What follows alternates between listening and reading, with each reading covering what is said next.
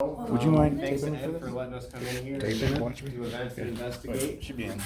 A little bit about the history. Ed, you're expert Yep. on it. You want to tell them a little bit about Absolutely. So let's start with a couple quick pointers. The first thing to know is that there is one restroom that's operational. It's right there, right past that souvenir area where those mementos are, where the artifacts are. There's running water in a spigot outside the door outside. So you need to wash hands. There's going to be hand sanitizer in the restroom and everything that you need for that. Tonight, because it's still a construction site and we're still not finished, there's spots where it's wet. So please be really careful when you're stepping through any area that's wet. I don't want to have anybody get hurt. It's real important to not have that problem. And I just want to make sure everybody did sign a release and kind of understands that it is a dangerous construction site. So just be careful with everywhere you're looking. What you see, all this gear wasn't here. So the quick background is that we're turning this into a state-of-the-art secure data center. So it's going to end up being with the server cabinets in the jail, databehindbars.com. So all this gear that you see is either gear that we're going to use or gear that we purchased at auction that we're going to sell to get revenue to buy stuff that we need to finish. So there's lots of just weird, strange things in various rooms that were not here. When we got the building in 2014, it was knee-high with crack house content. I mean, it was just completely unbelievable. It was 42 dumpsters full of unbelievable wretchedness, you know. The history from the timing was 1930 was when they built the precinct, then opened it, and it ran for almost 75 years. In the late 80s, like 86, 87, it became the gang squad, and then it was the gang squad from 86, 87 to 2005. Budget cuts, Kwame era, they just closed it, boarded it up, and left. So when we bought it, it had been empty for 9 years, broken into for probably 9 years.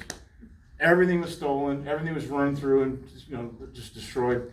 We found amazing stuff. I mean, criminal records, police records, fake IDs, real IDs, arraignments. I mean, just everything you can think of. Shells, bullets, cartridges, and, tear gas cartridges, just everything.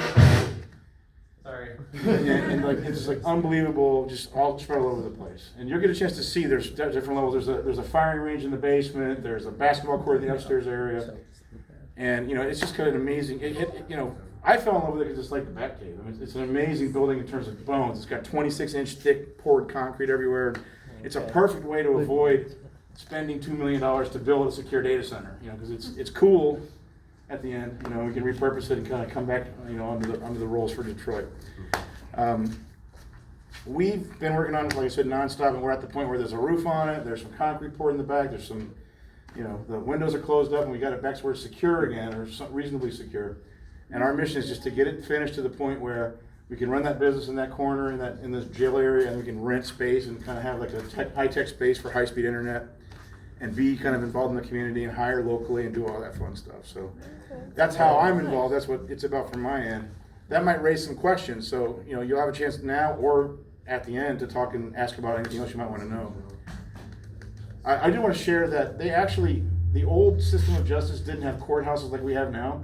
So every police department was like a little fiefdom. So there was a judge, there was an arraignment desk, you came in, you got arraigned, you got judged, and you got sentenced. And if it was serious, you went off to a jail or a prison. If not, then you spent time right here. So there were crazy events that happened from the course of this history. In 1943, they stormed the front door, pulled all the cops out, and broke out 10 prisoners.